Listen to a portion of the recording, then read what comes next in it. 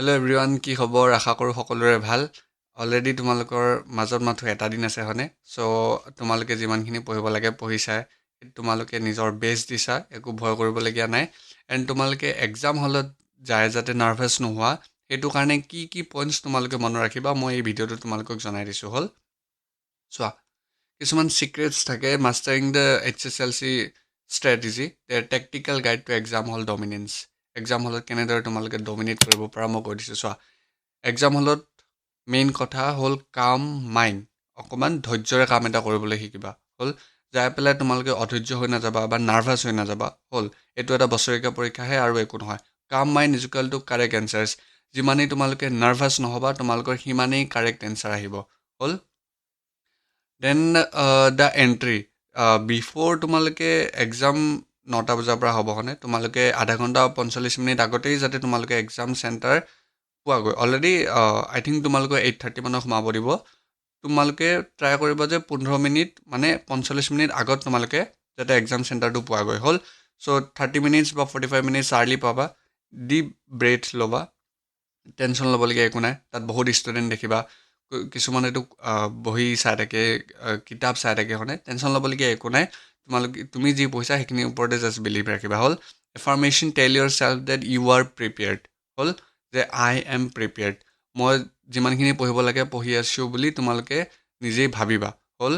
The first 15 minutes তোমালোকে কি কৰিবা, যে কি নকৰিবা মই সেইটো কৈ দিছোঁ। কি নকৰিবা, do not mark answer set. কুৱেশ্যনখন পাই পেলাই তোমালোকে ডাইৰেক্ট এনচাৰ দিবলৈ নাযাবা, যে এইটো পাৰিছা এইটো টিক কৰিলা, এইটো পাৰিছা এইটো টিক কৰিলা, সেইটো নকৰিবা। কি কৰিবা, যে read the whole paper slowly. গোটেই কুৱেশ্যন পেপাৰখন শ্ল'লি পঢ়িবা হ'ল। অলপ আগতেই দি দিয়ে তোমালোকক 5-10 মিনিট চাগে। চ' তোমালোকে অলপমান যেতিয়া সেইখিনি টাইমত তোমালোকে কুৱেশ্যন পেপাৰখন শ্ল'লি পঢ়িবা হ'ল। কি কি কুৱেশ্যন পাৰিছা, কি কি পাৰা নাই, তোমালোকে কি কৰিবা, যে চাৰ্কেল দ্য ইজি কুৱেশ্যনছ। যিমানখিনি তোমালোকৰ ইজি কুৱেশ্যনছ আছে সেইখিনি তোমালোকে কি কৰিবা, চাৰ্কেল কৰিবা হ'ল। দেন এণ্ড নন MCQs, যিমানখিনি তোমালোকৰ 45টা MCQ আহে। চ' এই 45টা MCQয়ে তোমালোকৰ গেম চেঞ্জাৰ চাবিত হয়। কিয় কাৰণে কৈছোঁ, যে এই 45টা MCQ যদি তোমালোকে 40 পোৱা তোমালোকৰ কাৰণে বহুত। আমাৰ টাইমত যেতিয়া দিছিলোঁ আমি 45 যদি থাকিলে আমি 45টা লিখিব লাগিল হয়। এতিয়া তোমালোকৰ অনলি 45টা MCQ আহে হয়নে? চ' সেইটো কাৰণে তোমালোকে টেনশ্যন ল'বলগীয়া নাই। চ' তোমালোকে 45টা কুৱেশ্যনছ পঢ়িলা, কুৱেশ্যনটো পঢ়াৰ পিছত তোমালোকে গম পাবা যে এইকেইটা কুৱেশ্যন তোমালোকে পাৰিবা আৰু এইকেইটা কুৱেশ্যন নোৱাৰা। যোনকেইটা পাৰিবা সেইকেইটাক চাৰ্কেল কৰিবা হ'ল। Then check internal choices and optionals. যোনখিনি অপশ্যনেল কুৱেশ্যনছ থাকে তো সেইখিনিও চাবা হ'ল। দেন বিল্ডিং মোমেণ্টাম, তোমালোকে কেনেদৰে আগবাঢ়িবা এতিয়া, যে চিয়'ৰ শ্বৰ্ট গোটেই কুৱেশ্যন পেপাৰখিনি চালা। চ' কুৱেশ্যন পেপাৰখন চোৱাৰ পিছত তোমালোকে চিয়'ৰ শ্বৰ্ট তোমালোকৰ যোনখিনি পাৰিবা প্ৰথমে সেইখিনি কৰি ল'লা।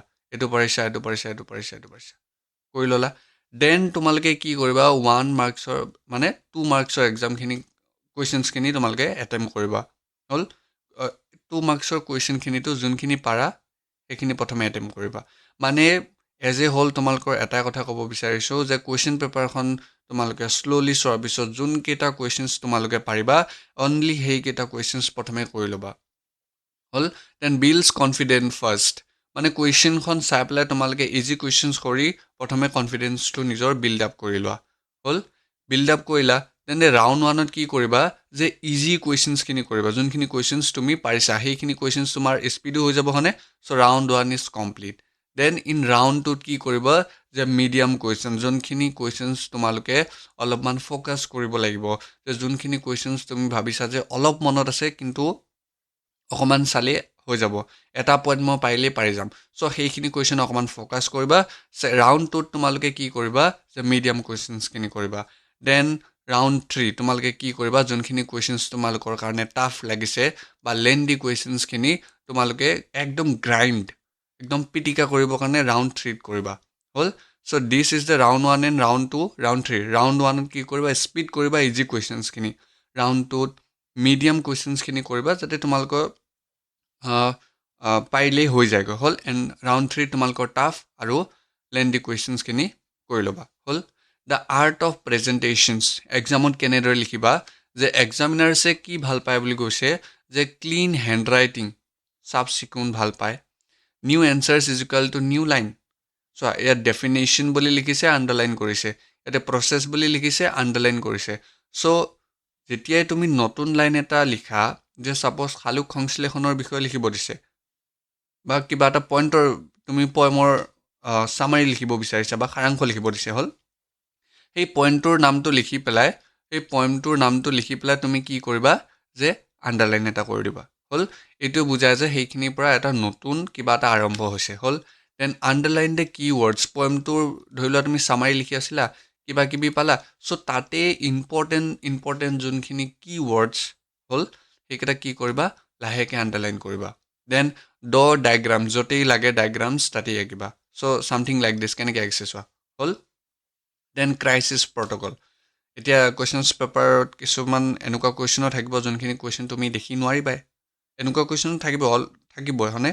এনেকুৱা নহয় যে তুমি 100ৰ ভিতৰত 100 মাৰ্কছেই ইজি কুৱেশ্যন দি দিব, এইটো নহয়। এটলিষ্ট তুমি কিবা এটাতো ভাবিব লাগিব। চ' সেইটো কুৱেশ্যনৰ কাৰণে কি কৰিবা যে ৰাইট ৰিলেটেড ডেফিনেশ্যনছ, সেইটোৰ যদি একো নাজানা, সেইটো ৰিলেটেডৰ ওচৰে পাজৰে কিবা পায় নেকি, চ' সেইটো লিখিবা। এটলিষ্ট 0 মাৰ্কছ পোৱাতকৈতো কিবা এটা লিখি পেলাই কিবা এটা হাফ মাৰ্কছ এটা পোৱাও সেইটো ভাল। যদি একো এটা নাজানা, এটলিষ্ট সেইটো ৰিলেটেড কিবা এটা লিখি থৈ আহিবা। দেন যদি মেথছৰ হয় ৰাইট ফৰ্মুলাছ, দেন ডায়েগ্ৰামছ হ'ল। অলৰেডি কৈছোঁ ইমাৰ্জেঞ্চি প্ৰট'কল, যে নোৱাৰিলে আমাৰ পেনিক চিটুৱেশ্যন হৈ যায় ন, সেইটো টাইমত কি কৰিবা যে stop writing for 30 seconds, 30 second একো নিলিখিবা, ৰেষ্ট লোৱা। ড্ৰিংক ৱাটাৰ, পানী অলপ খোৱা। And close your eyes, inhale exhale slowly, উশাহ লোৱা উশাহ এৰা, 30 ছেকেণ্ড, ইমান টাইম নহয় হ'ল।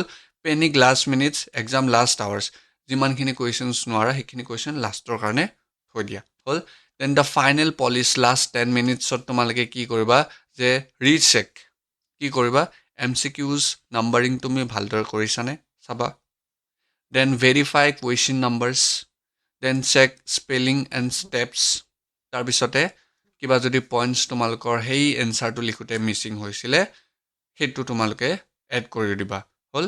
Do not waste this time, এই 10 মিনিট তোমালোকে ভালকৈ ইউজ কৰিবা। দেন মিছন কমপ্লিট, এইখিনি কৰিলে তোমালোকে ধুনীয়া মাৰ্কছ এটা স্ক'ৰ কৰিব পাৰিবা তোমালোকৰ এক্সামত।